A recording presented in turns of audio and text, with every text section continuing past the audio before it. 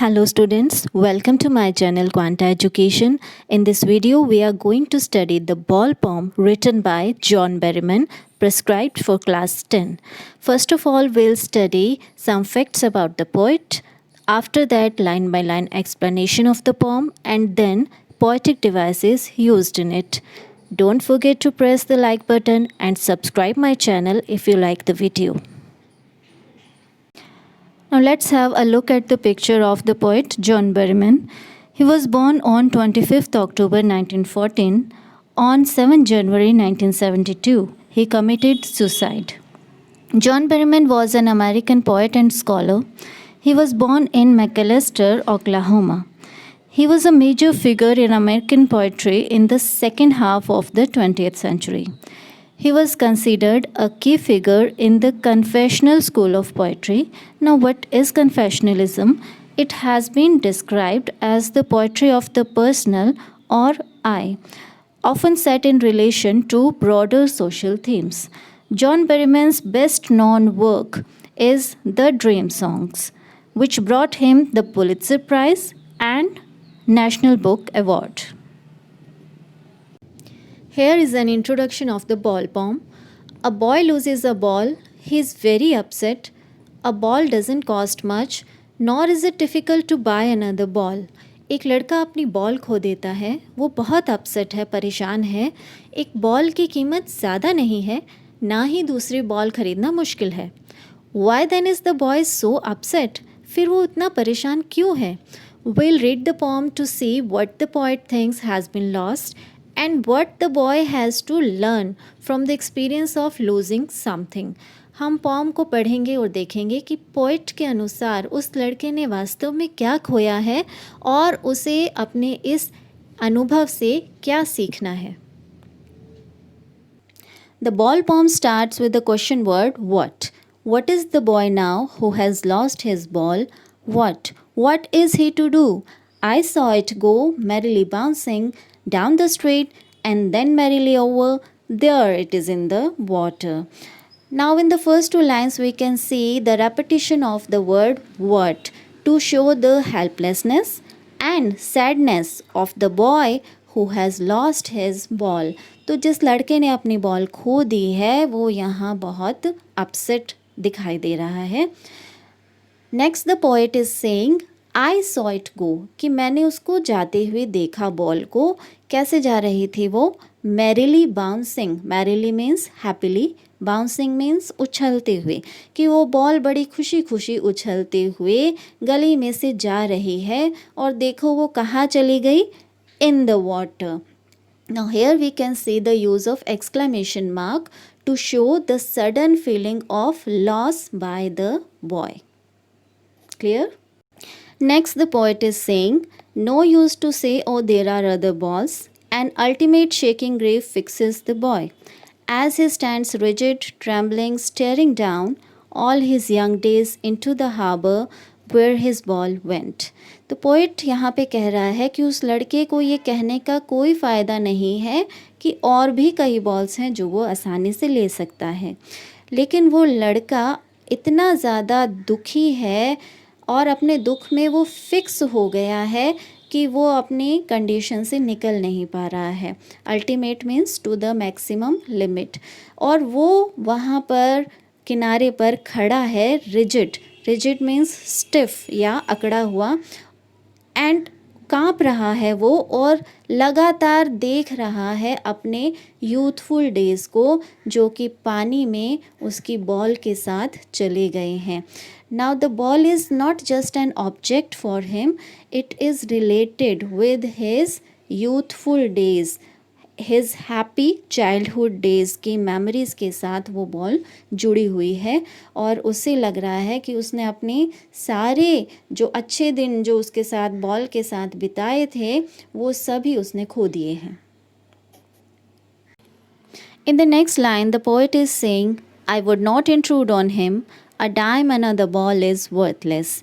तो इस लाइन में पोइट कह रहा है कि मैं उस लड़के की सिचुएशन में इंट्रूड नहीं करूँगा, दखल नहीं दूँगा. एक दूसरी बॉल जिसकी कीमत केवल 1 डाइम है, dime is equal to 10 cents, it is a US currency, जो दूसरी बॉल केवल जो 10 सेंट्स में आ सकती है उस बॉय के लिए वर्थलेस है, बेकार है. Now he senses his first responsibility in a world of possessions.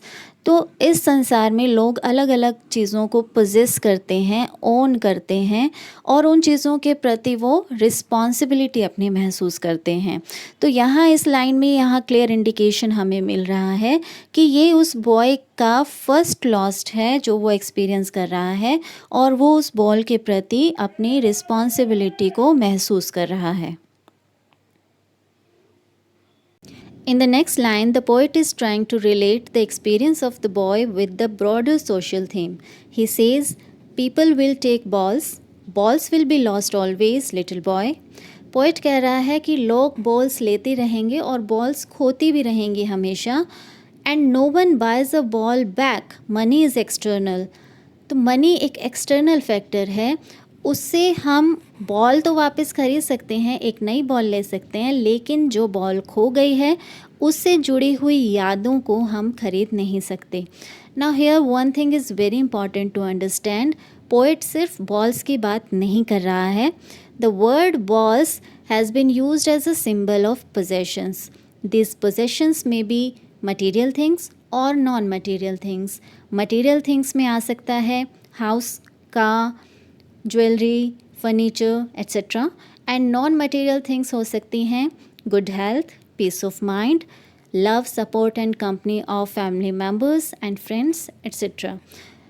तो जहाँ तक मटेरियल थिंग्स की बात है उन्हें हम मनी से रिप्लेस कर सकते हैं, लेकिन जो चीज़ हमने खो दी है उससे जुड़ी यादों को हम नहीं खरीद सकते. और जहाँ तक नॉन मटेरियल थिंग्स की बात है वे चीज़ें हम मनी से ना तो खरीद सकते हैं और ना ही उनको रिप्लेस कर सकते हैं.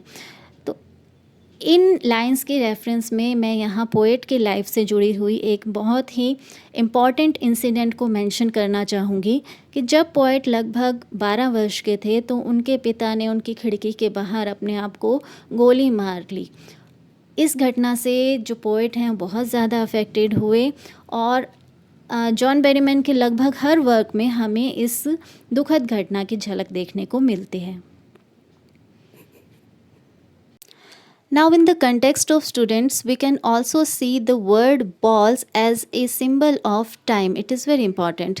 कई बार स्टूडेंट्स अपना टाइम मैनेजमेंट ठीक से नहीं करते और सेशन के एंड में वो रिग्रेट करते हैं कि काश हमने पहले स्टडी किया होता, रिवाइज़ किया होता प्रॉपरली, तो एग्ज़ाम टाइम में वो ज़्यादा बर्डन महसूस नहीं करते.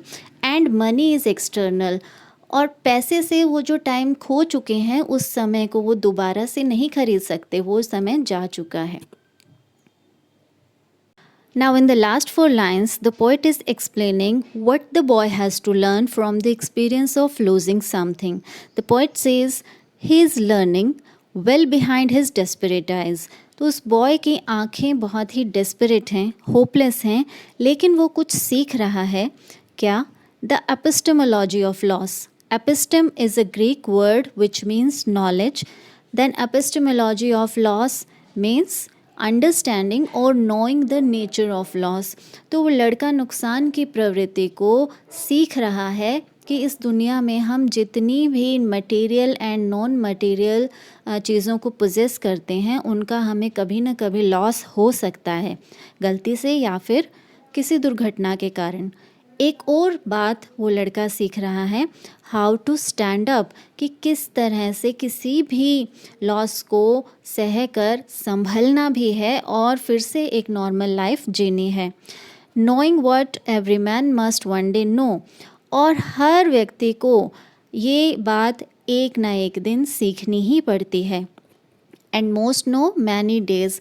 और कईयों को किसी चीज़ के नुकसान को कई बार झेलना पड़ता है, अलग अलग तरह के उनको नुकसान झेलने पड़ते हैं, लेकिन उन्हें साथ में ये भी समझना होता है हाउ टू स्टैंड अप, कि किस तरह से फिर से संभल के और अपने लाइफ को नॉर्मली एंड हैप्पीली उन्हें जीना है.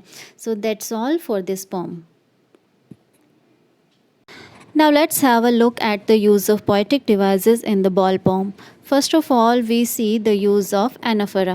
Anaphora is the repetition of a word or phrase at the beginning of successive clauses.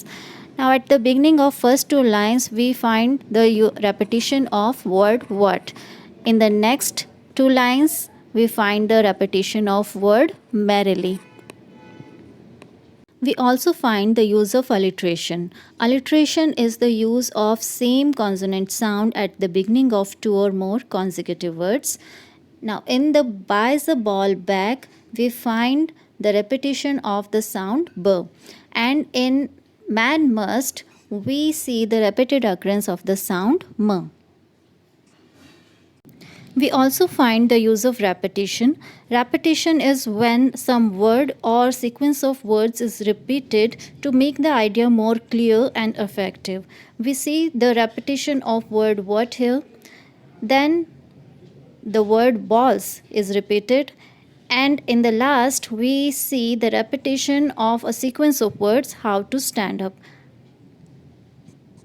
Lastly, we find the use of personification in the phrase merrily bouncing. Personification is the attribution of some human characteristic to something non-human. That's all for this video, guys. Thank you for watching.